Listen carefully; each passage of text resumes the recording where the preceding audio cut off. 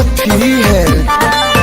कहाँ हो संगतिया बारा, अब झूठो के फोन करता।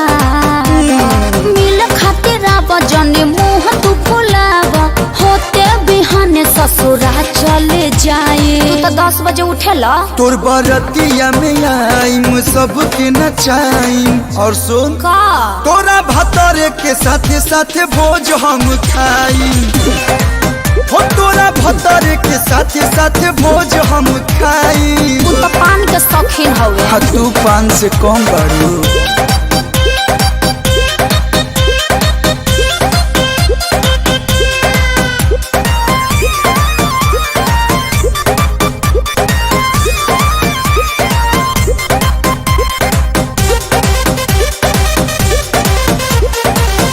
बोली बतियाइल हलो शादी के पहिले, पीछा छोड़ हमर सुना कहरा से कहिले। ये नहीं हो सकता रहलू कुमार तो का कहना कैलू।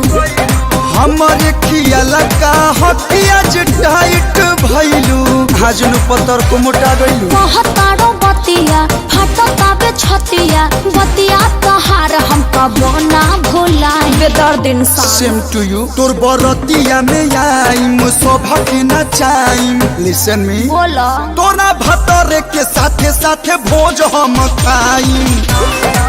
हो तोरा भतरे के साथे साथे भोज हम खाईम। पकाऊंगा।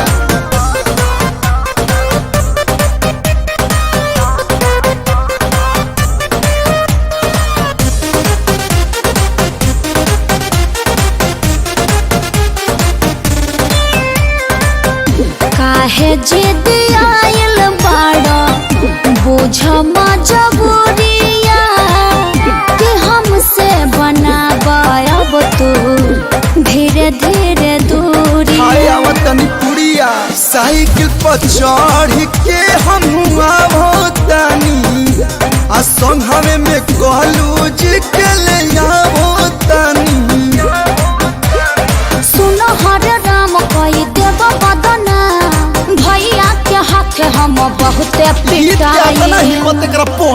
तोर बरतिया में आई डीजे बजाई। जो तोरा भतारा के साथे साथे भोज हम खाईम। हो तोरा भतारा के साथे साथे भोज हम खाईम। चाउमीन के स्टाइल लगवैले बनू हितवा।